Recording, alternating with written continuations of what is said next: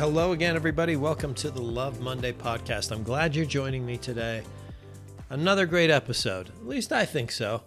This is something I've been talking to people about recently, and I think it's going to be something that resonates with most people.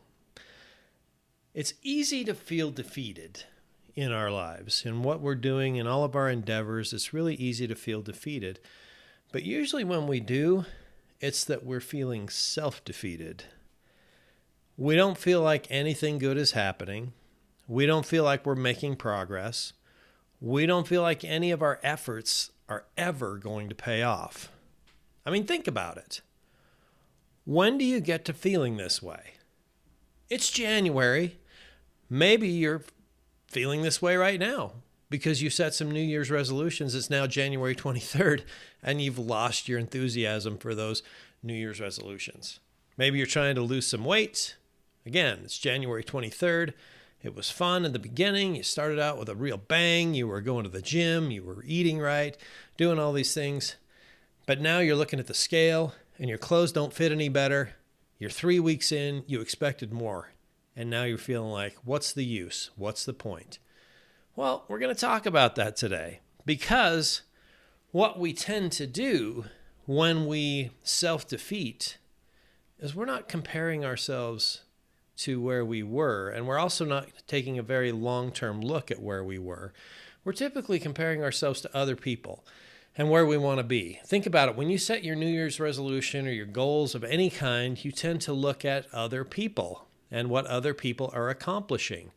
Not always. Now, we might look at ourselves and say, I really want to better myself in this area. I really want to improve in this area, and that's great. And that's what we should be doing. But how often do we look at other people when we think of what we want to do? That weight loss program, those clothes that we want to fit into, they look really good on this person. I want to wear that outfit or that type of outfit, but I can't with this body. And so we compare ourselves to that person. We start on our path to losing weight, getting in shape, doing the things we want to do to get into that outfit, but we still don't look like that person, and it's been 3 weeks or a month or 6 months, and it's still not there.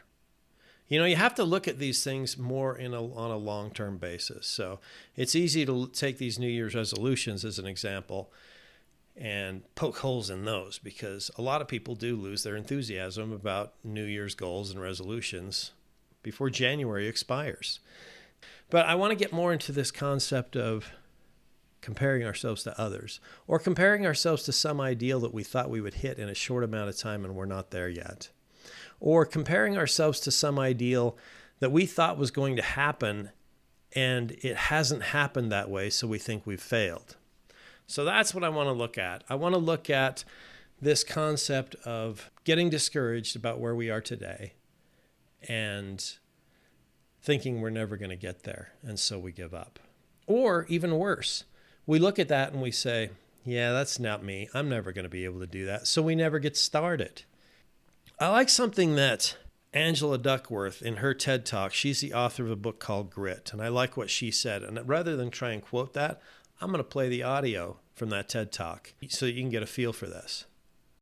I started studying kids and adults in all kinds of super challenging settings. And in every study, my question was, who is successful here and why? My research team and I went to West Point Military Academy. We tried to predict which cadets would stay in military training and which would drop out. We went to the National Spelling Bee and tried to predict which children would advance farthest in competition. We partnered with private companies asking which of these salespeople is going to keep their jobs and who's going to earn the most money. In all those very different contexts, one characteristic emerged as a significant predictor of success. And it wasn't social intelligence, it wasn't good looks, physical health, and it wasn't IQ. It was grit. Grit is passion and perseverance for very long-term goals. Grit is having stamina. Grit is sticking with your future, day in, day out, not just for the week, not just for the month, but for years, and working really hard to make that future a reality. So what she talks about are setting your sights on very long-term goals and making those long-term goals a reality. But how often are we in the middle of these long-term goals and we feel like it's not happening, I'm not making the progress, this isn't turning out the way I thought it was going to be, I am not going to make it, therefore why should I continue? Or I've made a mistake, I need to unwind this. Or I've made a mistake, why did I ever do it? Now I'm in despair. Now life really sucks for me. I hate where I'm at, and I've made this mistake and now I'm stuck. Well, none of those things are true. So let's talk about this a little bit more. Maybe, again, let's go back to this concept of you're comparing yourselves to other people. And when we do that, we look at something, we see somebody out there, we see this ideal, this influencer on social media, and we think, why can't I do that? Or this author of this book, and why can't I do that? Or this speaker, why can't I do that? Or this entrepreneur, why can't I do that? I can't have that success. She's 30 years old, and I'm 32. How come I haven't done what she's done? Well, because you didn't. You didn't do what she did. And you probably didn't want to do what she did. But now you see her, and we have these feelings of jealousy and regret that we haven't really done what we wanted to with our lives to this point, and so we feel like a failure. Or you could be in another situation where you've made a big change in your life, and it didn't go exactly the way you thought it was going to. The storyline didn't play out the way you had written it in your mind. What I want to talk about now is, how did you get here? Sometimes you got to look in the rearview mirror. And what do I mean by that? I mean, you have to go back and look at how far you've come. And we don't do that. When we get in these discouraged moments, we're thinking more about the future. We're thinking about where we are in the present moment, which is a good thing. Be in the present, be in the moment, live in the now. But we are really fixating on the future and saying, we're never going to make it. We're a failure. We haven't done what we needed to do, so we're not where we want to be today, and we're not going to be where we want to be tomorrow. Why should I keep going? This is what I mean by looking in the rearview mirror. In my previous life, I was a professional snowboard instructor. And one Saturday afternoon, I was teaching a group lesson. And in this lesson, I had 5 people, 4 teenagers that were about 16, 17 years old, all young men. And they were friends. They all came together. And then my 5th person in my class in my group was a 38-year-old man from Florida who had never seen snow until the day before he decided to take this lesson. And he took this lesson because he was on vacation in Utah, and he wanted to be able to go home and tell his friends, hey, not only did I go on vacation and I went and saw the snow for the first time, I learned how to ride a snowboard. And when you start off in these lessons, people who are beginners, or what we would call never-evers, people who'd never ever been on a snowboard, would struggle. Typically. Now, the 4 teenagers were doing a little bit better because they were locals and they'd seen the snow before and they'd played in the snow and they'd probably at least been on a snowboard. But my 38-year-old from Florida had never done that. And when he tried to just simply stand on the snowboard, it would just slip out from under him. He'd be standing in place and then he'd end up on his butt. We eventually got him past that. We eventually got him sliding down the hill a little bit on a very gradual slope, and then we eventually got him on the ski lift and up the hill. And then when we get up the hill, typically what I'll do in a lesson environment is I will explain what they need to do with their snowboard, with their feet, how they flex their feet and their legs and how they stand and all of those things. And then I will demonstrate it.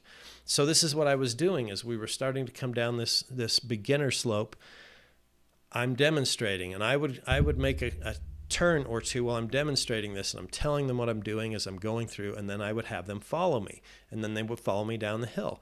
Well, this was going okay for those 4 teenagers, but my 38-year-old from Florida was really struggling with it, and he kept falling down, and he kept trying for a while, but eventually we got so far, we got a little ways down the hill, and I was about 30 yards ahead of where he was, and these teenagers had come down and they joined me where I was, but he wasn't getting up.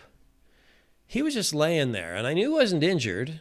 He was just laying there, and he wasn't getting up, and he had kind of stopped trying. I kicked off my board, and I dragged it back up the hill to where he was, and I said, hey, what's going on? And he said to me, I got to admit, I think I'm too old to learn this. I think I've had enough. I'm tired of falling down. I'm just not getting it. I think I'm just going to call it a day. I'm just going to take my board and walk back down the hill. And so I said, well, hold on a minute. Let's talk about what you've accomplished to this point. Let's talk about where you've come. I said, sometimes when we feel like we're not making progress, we need to look in the rearview mirror. And I said to him, let's look at where you were an hour ago. You'd never been on a snowboard. And when you first stepped on that snowboard, you couldn't stand in place without falling down. But we eventually got you past that. And then you actually were able to go on a very gradual slope, and you were able to stay up without falling down. And we got you up the ski lift, and we got you off the ski lift. And sure, you fell getting off, but everybody does that.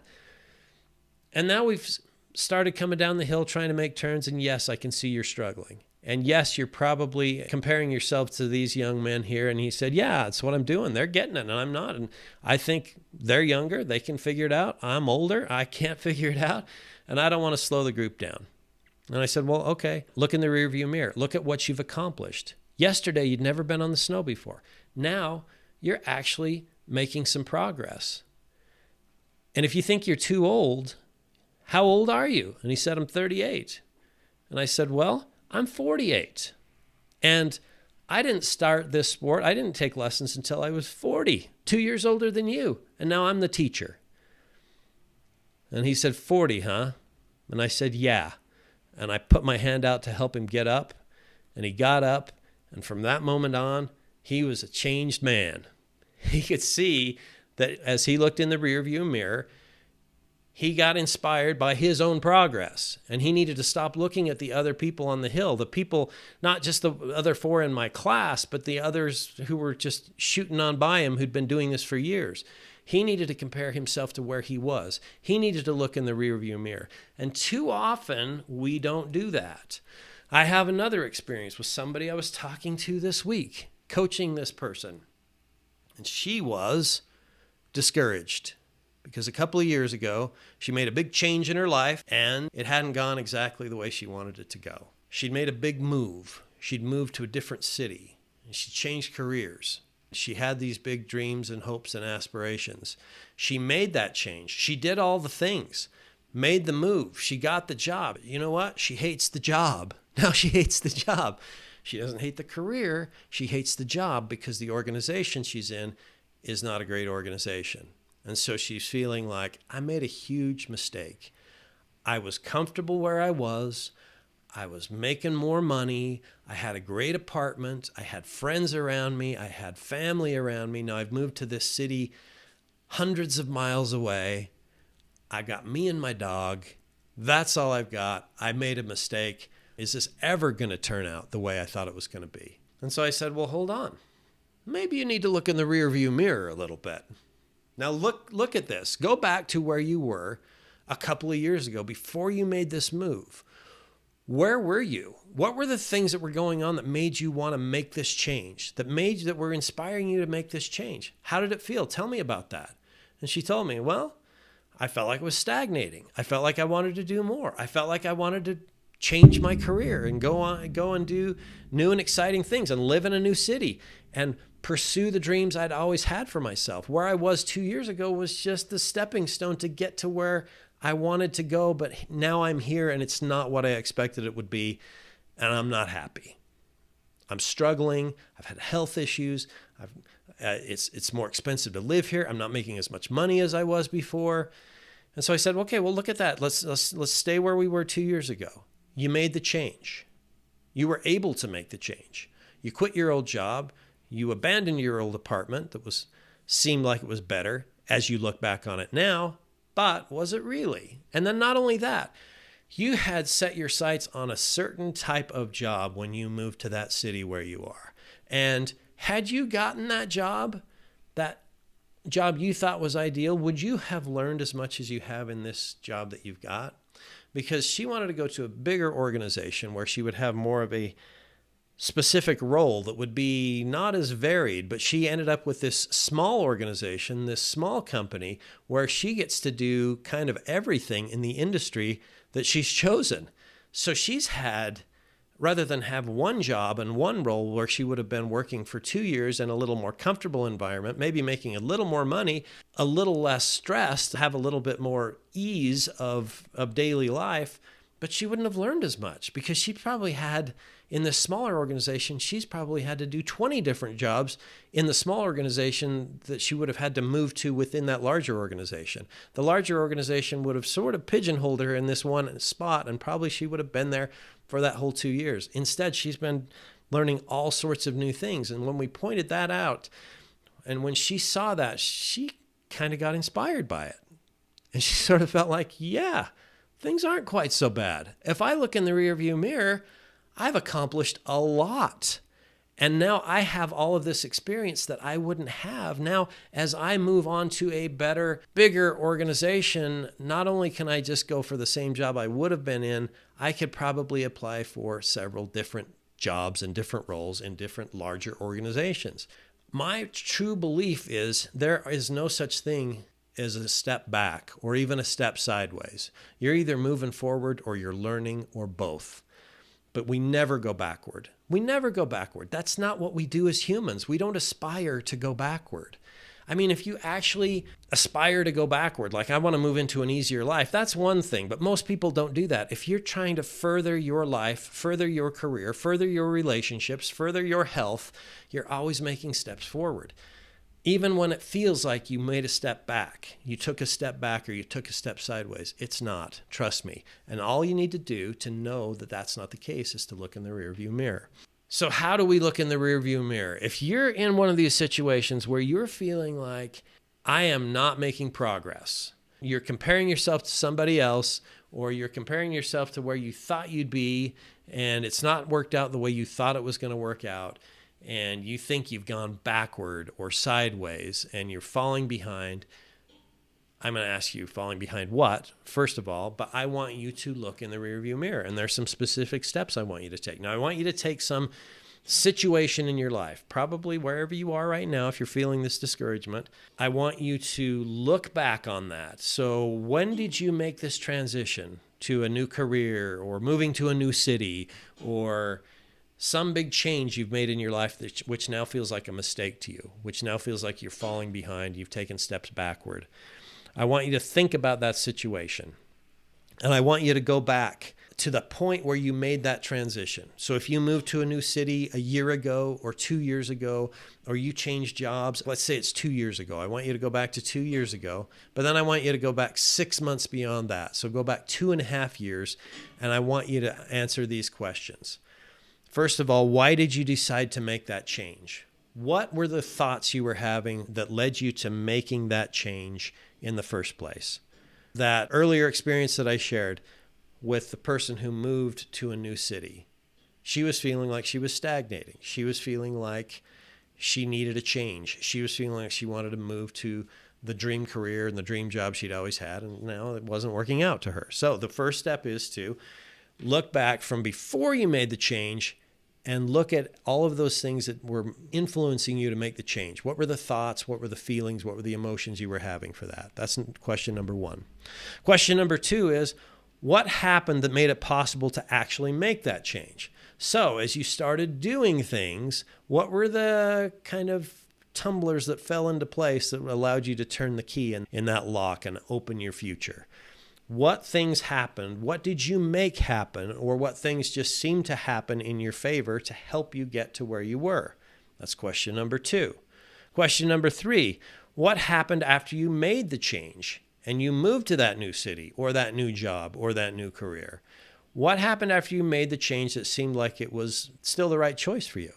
Because I'll bet in the beginning you're like, yeah, I'm all excited about this. I moved to this new city. I changed my job.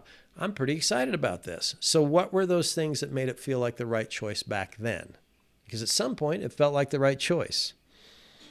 Number four, what are all the things you've learned since you've made that change?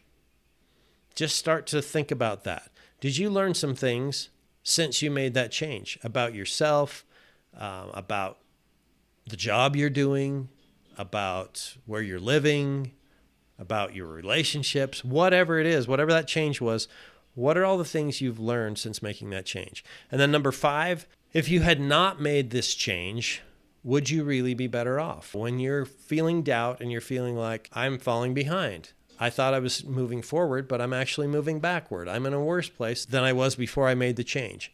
Is that really true? Would you have really been better off had you not made the change? Would you have learned more? Would you have grown more? Would you have accomplished more if you'd stayed where you were? Now, if the answer to that last question is yes, if you can honestly say that had I not made this change, I'd be better off, then I want to tell you, then you made a mistake and you need to unwind this as quickly as possible. You need to get back on that other path you were on because that was your better path. And it's pretty much as simple as that. But I'm willing to bet there are very few of you, when you ask these 5 questions and you get to that 5th question where you say, would I really be better off had I stayed where I was? There are very few of you that be able to answer that, yes, you'd have been better off. Again, it goes back to there are no steps backward or even steps sideways. You're always going forward. You're either going to learn or you're going to move forward or both. Again, if your answer to number 5, if I'd not made the change, would I really be better off? If that true answer is yes, then stop what you're doing, get back on that other path, and start going down that path. For everybody else, the next step is I want you to go back to question number 4. What are all the things you've learned since making the change? I want you to make a detailed list. I want you to write this out. What are all those great things you learned? The example I gave before, where the person I was coaching, if she'd been able to write her story and had gone the way she wanted to write it, she would have less experience, less knowledge, less resume building things in her repertoire than she does now. Because she wasn't able to write it the way she wanted to, what really happened was what was best for her. Now, maybe it doesn't feel like the best thing, but she's years ahead of where she would have been had she had to cycle through all of the things she's learned in this job that she kind of hates. As she realized that, she still kind of hates the job, but she hates it considerably less, given that she's learned so much. So that's what I want you to do. Once you've gone through these 5 questions, really make a detailed list, because that's going to inspire you. Make a detailed list of all of the things you've learned since you made that change, whenever it was, a year ago, 2 years ago, 5 years ago. I want you to get really crystal clear on the things you've learned and how far you've actually moved forward when you think you've been falling behind. Because I'm willing to bet that in almost all of the cases, any of you who are listening to this, if you're honest with yourself, you know you've been moving forward. You just need to highlight that so you can remain inspired to continue on your path. This is what I mean today when we talk about we got to look in the rearview mirror. You got to look in the rearview mirror sometimes. I don't want us to fixate on the past, but sometimes understanding the context of the past is what's going to help us be inspired to continually move forward and to continue on that path that we've been on, that we've set ourselves on. If you're feeling discouraged today, I'm going to go through these 5 questions one more time. Go back to that time when you made your transition. What made you decide to make the change is question number 1. Question number 2, what happened that made it possible to actually make that change? What are the things that fell into place to make it possible? Number 3, what happened after you made the change that seemed like it was the right choice? Number 4, what are all the things you've learned since you made that change? And then number 5, if you'd not made the change, would you really honestly be better off had you not made the change? And if so, unwind what you've done, move back to that old city, go back to that old job, do whatever you have to do to get back on that path. Almost nobody is going to honestly say they didn't make progress since they made that transition. So keep moving forward. Subscribe to this podcast. I think you're going to like it. It drops every Monday because it's the Love Monday podcast. I hope you've enjoyed this. Share it out there. Tell other people. Subscribe to it yourself. And I'll talk to you soon.